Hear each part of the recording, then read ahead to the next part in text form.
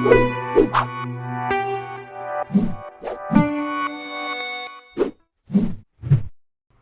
this lecture, we'll create a game manager that will control the states of our game and update the user interface elements accordingly.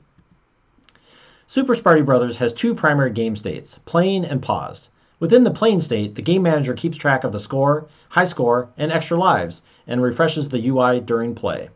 If the player dies, the game manager respawns the player if extra lives are still available, and transitions to the game over scene if not. Our objectives will be to create the game manager, set up the game manager, create the pause game user interface, and since our game is finally fully functional, we should take a few moments to play the game. So the first thing that we need to do is create a game object to hold our game manager. So under the hierarchy, I'm going to create an empty game object, and I'll go ahead and rename this game manager. And I always like to have my game manager at the top of the hierarchy so it doesn't get lost in the shuffle of all the game objects in the hierarchy. So I'm going to go ahead and drag this to the top of the hierarchy. And of course, the game manager is an empty game object now, so it doesn't really have any visual representation in the scene. So as we've done before, of course, we can give it a icon, gizmo there in the scene. So I'm going to go ahead and select one, and maybe I'll choose the green oval so we can actually see the game manager represented there in the scene. But really, we never need to manipulate this game object in the scene. We don't have to position it, rotate it, scale it, or anything like that. So while it has a visual representation now, I really kind of want to hide it.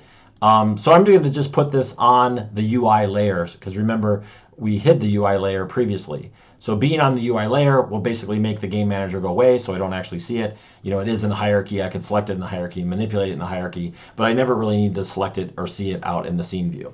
So really the most important part of this game object is to have a game manager script attached to it. So we've actually provided that script. So under add component, scripts, we'll choose game manager, and it has this fancy little gear icon that Unity automatically selects for us, because the script is actually called game manager. And this is a fairly complex script. Really what it's primarily doing is managing the state of the player. So you can see there's public variables for score, high score, start lives, and the current number of lives. And it's managing the UI updates. So you can see there's references to various UI elements here. So let's go ahead and set up these references. So the first thing it's looking for is UI score. So if I open up my game UI, we've got the score display. Now, one common mistake people have when they're working in Unity Editor is they'll have the inspector open and they're like, ooh, I need to drag and drop something here. So they go to what they need and they accidentally click and the inspector changes. So one kind of nice feature of Unity is you can lock the inspector. So back on the game manager, I can click the little lock icon, and now the inspector will not change. You know, if I accidentally click and select something else, the inspector is going to stay on the game manager, and I can go ahead and drag over the score display and the high score display and the level indicator to the respective spots. This is also looking for the UI extra lives, so all of these little extra life icons. So I'm going to go ahead and set the size to 10, and I need to drag over all of these guys. So let me do this relatively quickly. And of course, if you're doing this, you can follow along.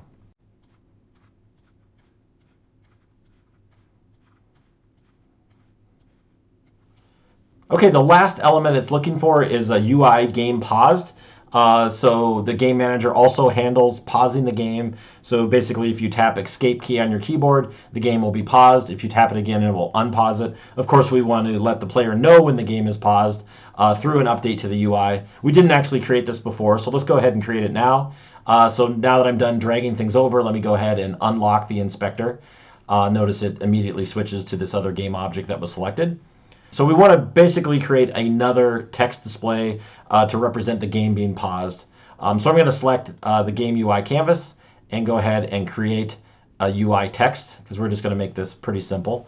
And I'm going to go ahead and rename this as game paused UI. And I'm just going to give a message to the player. I'm going to say game paused. And I want to make this centered. So I'm going to click on the anchoring tool, and holding down Shift and Alt, I'll anchor it right to the center of the display. You can see the text there. I want to make it a lot bigger, so I'm going to make it something like 90 point. You can see when I made it very big, it disappears because it's overflowing the box that's defined. So a quick way to solve that is to set the horizontal and vertical overflow to overflow mode. I want to align it to the center of the screen, both horizontally and vertically, or the horizontally and vertically to this box. I want to make this more contrasting color, so I'm going to set this to white. And my very basic game paused UI display is now set up. So back on the game manager, I'm going to go ahead and attach this game object. Now, if I play, of course, I don't want to see this initially. The game manager may handle turning this off initially, but even when I'm in the editor mode and not playing, I don't really want to see the game paused. So I'm going to go ahead and disable this game object by default. And that doesn't really affect anything. The game manager, still has a reference to it, and it can still control if it's active or inactive, and that's actually what the game manager does. So let's go ahead, now that we've got the game manager mostly set up, and test it. So notice a few things right away. I actually get some warnings down below. It says level after victory, not specified, default to current level. So if I actually look over at the game manager component, you can see these two options were blank initially. Now they say level 1. So level after victory is basically the scene that I want to load after I beat this level, after I collect the rows. Since I didn't specify anything there, it was blank, it's just defaulting to itself.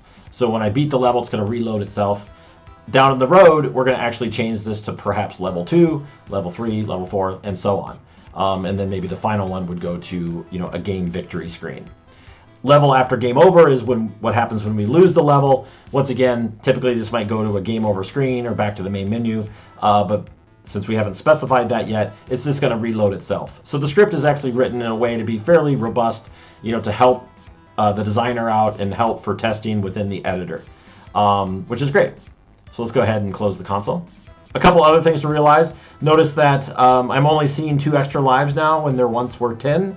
So the game manager is actually managing that. You can see it automatically is disabling those. So if I run off the world, for example, you'll see that I'll die when I hit the death zone, and I respawn, and of course one of those extra lives go away.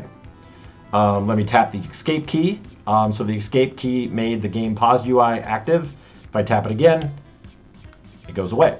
And of course, most importantly, the game manager manages things like score. So if I run around, I can collect coins. I'm getting score. Notice the high score is going up as well. If I jump up and get the rows, I win the level, and the game manager basically loads the next level, which of course it just reloaded level 1. And notice that the score persists, the high score persists, so I can continue to collect coins on this new level. And if I die, let me die quickly here. So now I don't have any more extra lives. So it reloads the game just like it was starting a new game. Notice the score resets to 0. The high score does not reset. So I can now try to beat that high score as an example. So we have our game manager basically set up. We'll dive into some of the code complexities of the game manager in future steps. But for now, I'm going to go ahead and save my scene.